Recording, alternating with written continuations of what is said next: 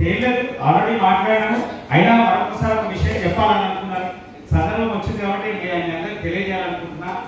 ఏదైనా కానీ మన అస్తిత్వాన్ని కాపాడుకునే బల ప్రదర్శనే, అది మాత్రం గుర్తుపెట్టుకోవాలి.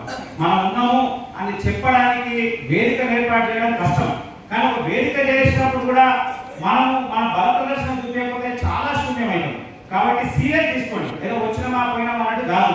తర్వాత ఇంకొక పాయింట్ మాట్లాడాలి ఏమనుకున్నట్టే, చాలా వ్యయ ప్రయాసాల తర్వాత అసలు ఊహించినటువంటి విషయం, దశాబ్ద కాలం పాటు ఆర్యవేశ కార్పొరేషన్ కోసం పాదయాత్రలు, ధర్నాలు, రాస్తారోకోలు అనేకం చేసిన, అసెంబ్లీ ముట్టడి అనేక చేసిన తర్వాత ప్రభుత్వంలో కొంత కదలిక, దాంట్లో అందరూ అవసరం. ఒకనొక సమయంలో కార్పొరేషన్ కోసం నేను అనేక సందర్భాల్లో కాశీనాథ్ అడిగిన, అన్నాను రా అంటే ఒకనొక టైంలో వచ్చినప్పుడు వస్తాను. దానికి కూడా ఆ వైశ్య గర్జన చాలా కీలకంగా వివరించింది. కార్పొరేషన్ కరెక్ట్ గా కార్పొరేషన్ కన్నా ముందే మనం బలమైనటువంటి ప్రదర్శన కూడా చూపించగలిగినాం కాబట్టి అది సక్సెస్. గట్టి ఒకసారి చెప్పండి. అంటే సాధించడానికి అవకాశం.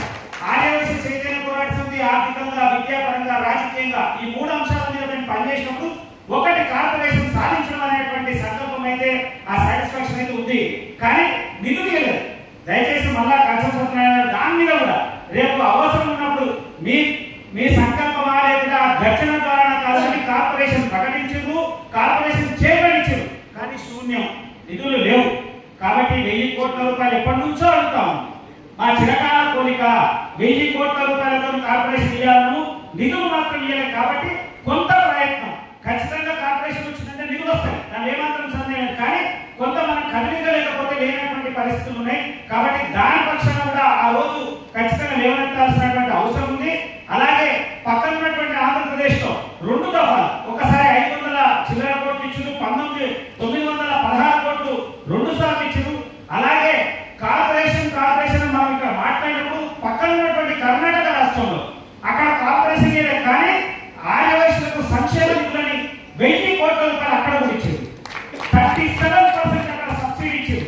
1,00,000 రూపాయలు తీసుకున్న వాళ్ళకి 37,000 రూపాయలు కట్టాల్సిన అవసరమైనటువంటి సబ్సిడీ అక్కడ కూడా ఇచ్చారు. అయితే మన దగ్గర కూడా ఆ ప్రయత్నం మరొకసారి మన అందరి ద్వారా మనలో ఉన్నటువంటి పేదవాళ్ళు శాశ్వత పరిష్కారం మన సంఘాలు ఇవ్వలేవు, ఖచ్చితంగా ప్రభుత్వమే ఇవ్వాలి. మనం ఒక్కసారి ఒక కుటుంబిషన్ ఇస్తాము, కానీ అది శాశ్వతమైనటువంటి పరిష్కారం కాదు.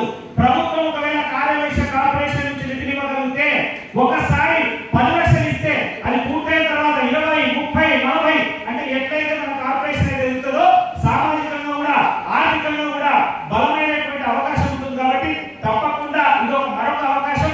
కార్పొరేషన్ నిధులు సాధించుకోవడానికి కూడా ఇది ఒక వేదికగా భావించి మనం బలమైనటువంటి సంఖ్య అక్కడ కనబడాలని మరొకసారి మనస్ఫూర్తిగా అందరికీ విచ్చేసినందుకు ధన్యవాదాలు. ఖచ్చితంగా గ్రాండ్ సక్సెస్ చేయాల్సిందిగా కోరుతాను. జై హింద్, జై భారత్.